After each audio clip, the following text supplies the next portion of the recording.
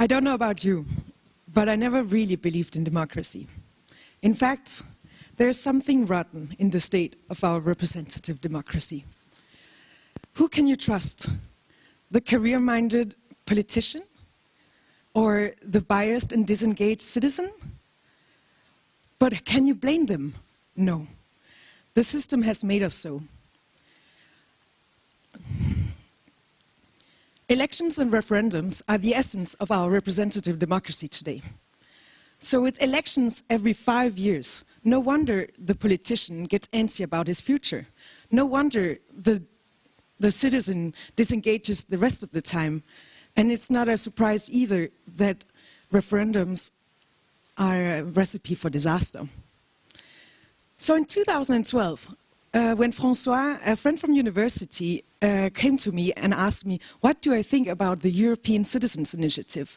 The optimist in me bursted out, this can be a revolution for democracy in Europe. This can be the beginning for participatory democracy in Europe. Let me just pause here. So, as you know, as an alumni of the College of Europe here in Natolin, I think that everyone here in the rooms know what a European Citizens Initiative is. Right? Yeah. So for all those out there on the web and online who want a little explanation still. In 2012, the EU put in place a tool that allows all citizens to propose laws in Europe. This was a novelty. Until then, only the European Commission was allowed to propose laws. In fact, even today, not even the European Parliament, the only democratically elected body, has this right to initiative. So it's quite something, but there's no free lunch, as you know. And in fact, this thing also comes with terms and conditions. In fact, so first, to propose an initiative, you need to be you need to live in 7 different European countries. Good luck with that. Then, you need to get 1 million signatures in 1 year. And by the way, you also need to have a quota of signatures per countries in that 7 countries minimum. Oh, and by the way, the European Commission has the right to veto your initiative at any time before it gets to the vote in the European Parliament. In other words, designed to be impossible for citizens like you and me. But that was exactly why we wanted to do something about it. That was exactly why we had to make it accessible to citizens. On the parallel, I was finishing my 5th year in European studies, soon 6th year, and I was beginning to feel a little bit disenchanted by the European institutions. And the European in me was asking, what can I possibly do? How can I help Europe to build and continue to be constructed without being inside the walls? So I didn't hesitate one moment to start this. I just had to do it. It was a gut feeling. So we took on the adventure, I would call it, to start this platform. It would be a unique platform to allow all the European Citizens Initiative to be on one platform, visible to one each other, which would help them get more signatures, and in that way we would also support them in legal advice as well as online campaigning. So, participatory democracy, here we come. Or not. Because apart from the usual stumbling blocks you meet as a first-time entrepreneur, we also discovered that there were much larger problems for the European Citizens Initiative to become a participatory democracy tool. First, the number of citizens' initiatives, in fact, remained very, very low. So at our prime time, we had 9 citizens' initiatives on our platform.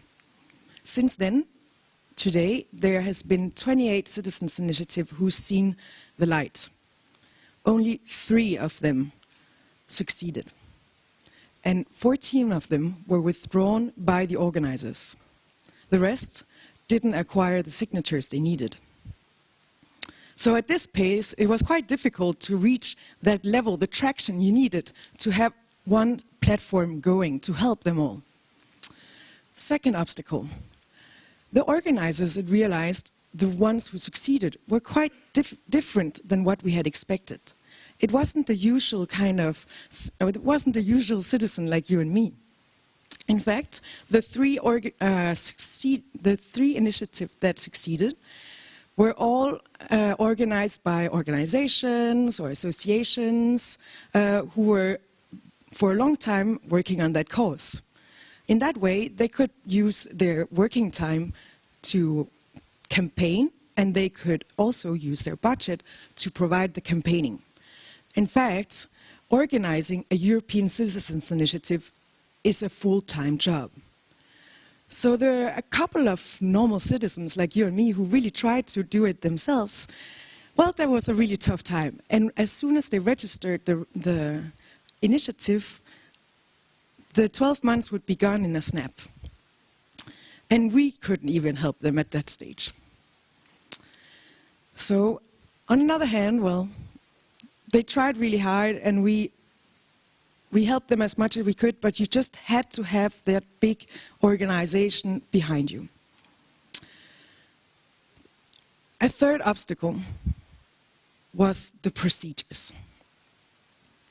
Okay, I'm not going to share the whole frustration the procedures have brought me, but this is something all organizers of European Citizens Initiative have felt.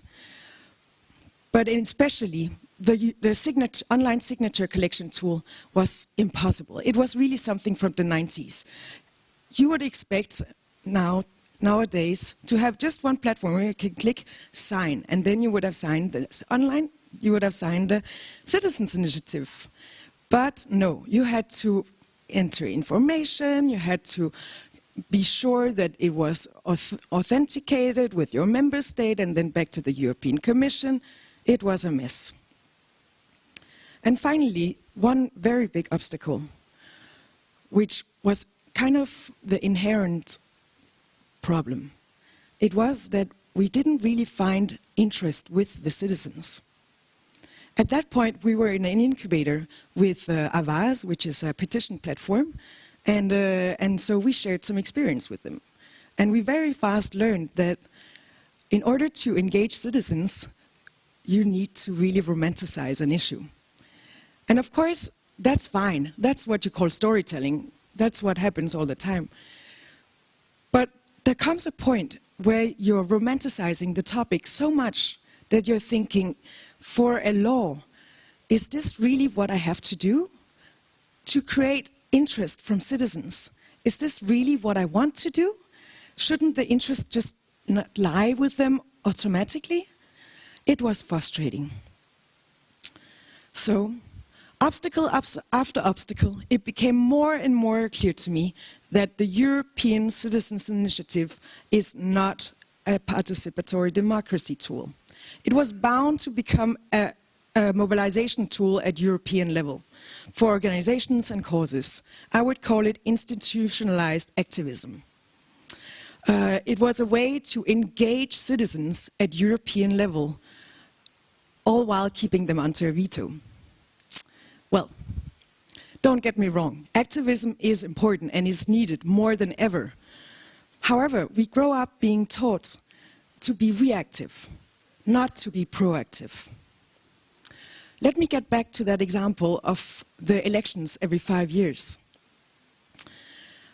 That creates the citizen who's just sitting back in his armchair and every 5 years he will go to vote. And according to the system, as soon as he has done that, he will have done his civic duty. So he's good. He has no more to do. If he wants to feel really good about himself, well, he can engage in some clicktivism and sign 1 or 2 petitions. Not a European Citizens Initiative, though. That's too complex.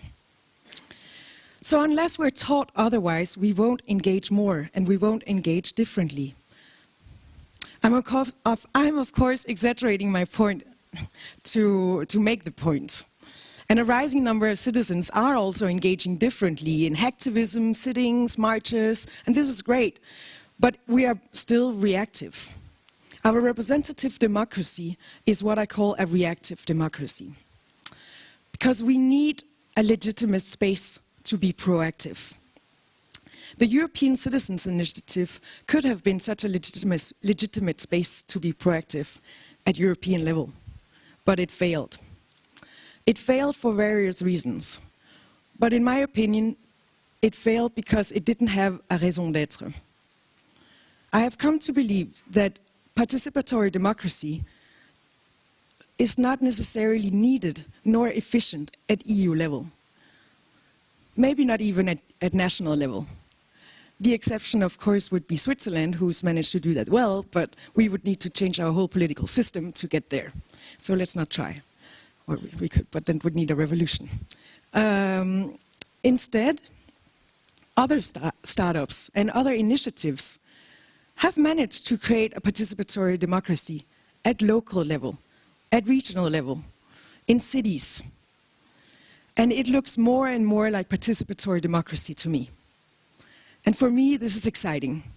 I feel that I can begin to believe in our democracy again. In fact, if I were to do all this over again, these would be my 3 rules of thumb.